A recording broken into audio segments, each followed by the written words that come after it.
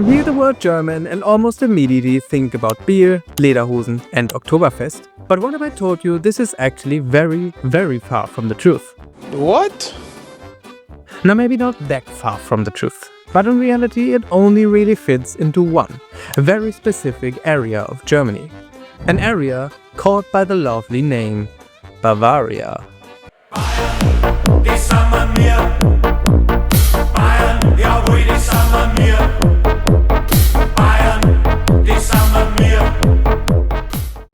Bavaria, Germany's southernmost federal state and the epicenter of Weißwurst, conservatism and an almost excessive sense of regional pride. A place so rich in contradictions that just thinking about it nearly makes me drop my brezel while driving 200 km per hour on the Autobahn. I'm the Darkeneer and this is the history of a part of Germany that was once Celtic, then Roman, then Germanic, serving today as the flagship of an entire nation. A place that became a kingdom, lost a king, and somehow ended up as Germany's most stubborn state. We're diving deep into Bavaria's history, a region that's been around for over 1,500 years and still acts like it's the main character of a plot it all wrote by itself. I'm German and I'm pretty sure nobody has explained the complete history of Bavaria like this before. Though the first inhabitants of our southernmost magical land were Celts, more precisely a tribe known as the Boii. When the Romans arrived around the 1st century BC, they conquered everything south of the Danube and assimilated the Boii into their empire. They called the region Raetia and Noricum, and they built some of the first Bavarian cities like Augsburg, Regensburg and Passau. But then the 5th century happened. The Western Roman Empire was collapsing. As Rome fell apart, Germanic tribes pushed south. Around 500 AD, the Bavarians, a Germanic tribe, settled in the region, mixing with the remaining Celts and Romans. No conquest, just cultural blending. During this time, the land even got its iconic name, Bavaria, which comes from boy, combined with the Germanic word meaning home. So Bavaria literally means home of the boy. The Celts got the naming rights, even though they weren't around to enjoy it. By 550 AD, the Franks took control over the region and installed a duke from the Agilolfing family to run things. Bavaria became a buffer zone against the Avars and Slavs to the east. Just like today, it became a buffer zone against political liberalism. Long before Bavaria became a Freistaat in the Federal Republic of Germany, it was a small but strategically important duchy with a desire for independence. A recurrent flashpoint as it has often come at the annoyance of its neighbors, even today.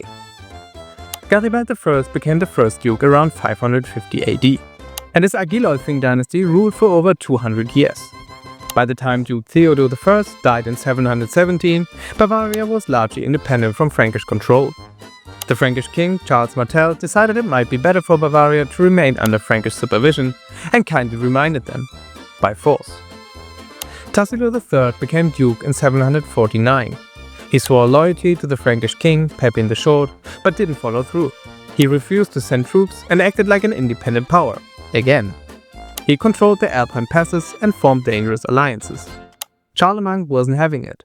In 788, Charlemagne accused Tassilo of treason and sentenced him to death, then graciously sent him to a monastery instead.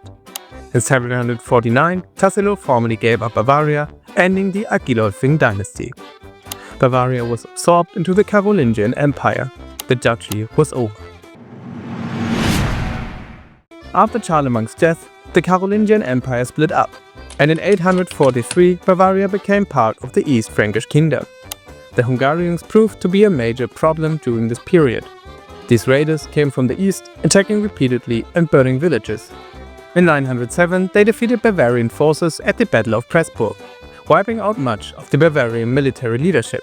The defeat was severe. Then Otto I crushed the Hungarians at the Battle of Lechfeld in 955 near Augsburg. This permanently stopped Hungarian expansion into Western Europe.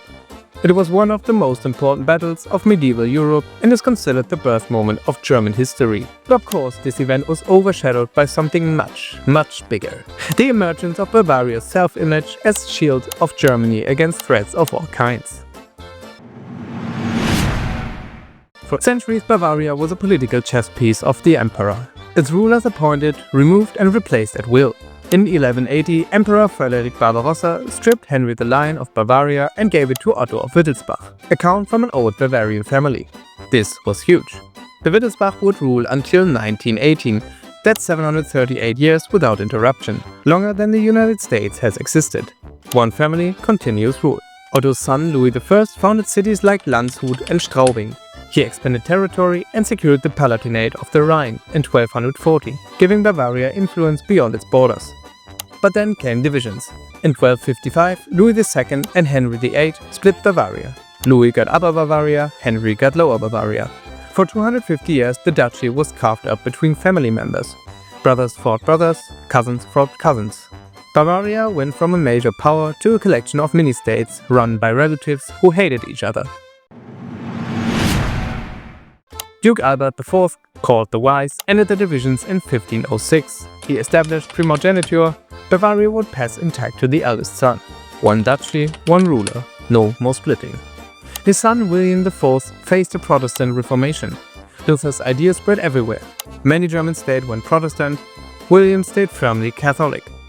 He invited the Jesuits in 1541 and blocked Protestantism completely. Bavaria remained the Catholic stronghold of southern Germany. This decision shaped Bavaria for centuries. Even today, Bavaria is Germany's most Catholic region. In 1597, Duke Maximilian I took power. He found Bavaria broke and chaotic. Within 10 years, he turned it around completely. He reorganized finances and centralized power. Then the 30 Years' War exploded in 1618. This war destroyed Germany. Maximilian led the Catholic League against the Protestant forces. His reward? In 1623, he became an elector. Bavaria could now vote for the Holy Roman Emperor. This was a massive promotion. But the war devastated the land. Swedish troops under Gustavus Adolphus invaded in 1632. French and Swedish forces ravaged Bavaria in 1647. Towns burned, people starved. When the Peace of Westphalia ended the war in 1648, Bavaria survived, barely. The population had been cut by a third. Bavaria spent the next 150 years playing European power games, switching between France and Austria depending on advantage. Then Napoleon changed everything. 1805, Bavaria allied with France against Austria. Maximilian IV, Joseph the Elector, made a deal. Fight alongside Napoleon, get territory. Bavaria gained huge lands, including parts of Swabia and Franconia.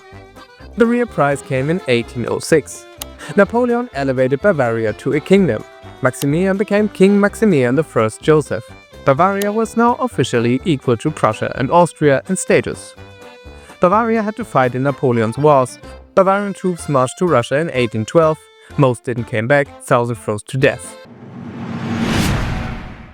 When Napoleon started losing in 1813, Bavaria's minister Montgelas switched sides. They joined the alliance against Napoleon. Smart timing. When Napoleon fell, Bavaria kept most territorial gains at the Congress of Vienna in 1815. The new Bavaria now officially included Franconia and Swabia, regions never part of Bavaria before. Franconians didn't see themselves as Bavarians. Even today, Franconians insist they are Franconian first. In 1818, Bavaria got its first constitution with its 2000 parliament. This wasn't full democracy, but it was progressive for the time. Ludwig II took the throne in 1864 at age 18. He loved art, architecture and Richard Wagner's operas. He hated politics, public appearances and actual work. Ludwig built fantasy castles. Neuschwanstein, Linderhof, Herrenchiemsee. These weren't just castles. They were escape fantasies built in stone. He spent so much money that Bavaria's government panicked. The treasury was being drained. In 1866, Bavaria fought with Austria against Prussia in the Austro-Prussian War. They lost badly. Prussia was becoming the dominant German power. In 1870, Bavaria fought Prussia against France in the Franco-Prussian War. When Prussia unified Germany in 1871, Bavaria joined the new German Empire under Prussian leadership. Ludwig kept building castles and ignoring duties. In 1886, his government declared him insane based on doctors' reports. His uncle Luitpold became regent. 3 days later, Ludwig was found dead in Lake Starnberg alongside his psychiatrist. Was it suicide, murder, accident? Nobody knows for sure. The mystery remains unsolved. When World War I started in 1914, Bavaria was still a kingdom within the German Empire. Crown Prince Ruprecht commanded Bavarian troops on the Western Front. He was actually a capable military leader, but Germany lost. In November 1918, as Germany collapsed, Kurt Eisner, a socialist journalist, declared Bavaria a republic on November 8. King Ludwig III fled to Austria. The Wittelsbach dynasty's 738-year rule was over, just like that. Eisner was assassinated in February 1919 by a right-wing officer. Bavaria spiraled into chaos. The communist group declared Bavarian Soviet Republic in April 1990. It lasted less than a month before the German army and Freikorps crushed it with extreme violence. Bavaria became the Free State of Bavaria, part of the Weimar Republic. Munich became the birthplace of the Nazi movement. In 1923, Hitler and Ludendorff attempted the Bierheit Putsch, trying to overthrow the government. It failed miserably. Hitler went to prison at Landsberg and wrote Mein Kampf. But the Nazis came back stronger. In 1933, Hitler took power. Bavaria lost independence completely. The state parliament was dissolved. Bavaria was broken into administrative regions called Reichsgaue. The Nazis turned Munich into a propaganda showpiece. Dachau, near Munich, became the first concentration camp in Germany in March 1933. Nuremberg hosted the massive annual Nazi rallies from 1933 to 1938. Bavaria was absolutely central to Nazi Germany's identity. About 54,000 Jewish people lived in Bavaria in 1900. By 1939, only 16,000 remained after persecution. Few of those who stayed survived the Holocaust that followed. After World War II ended in 1945, American forces occupied Bavaria. They re-established Bavaria as a state on September 19, 1945. In 1946, Bavaria adopted a new democratic constitution through public referendum. Bavaria transformed from agricultural state to industrial powerhouse through the 50s and 60s. Today, Bavaria runs differently from the rest of Germany. More conservative, more Catholic, and more stubborn about its traditions. Some Bavarians might even say they would be better off without the rest of Germany. Most of Germany would probably agree. But nevertheless, it's a beautiful country and definitely worth a trip. So if you have no idea where to go on your next holiday, you might give it a try. And that's, my friends, is the story of Bavaria. I hope you enjoyed the video. Let me know what you liked and what you didn't like. And in case you really enjoyed it, consider hitting that like button. See you next time.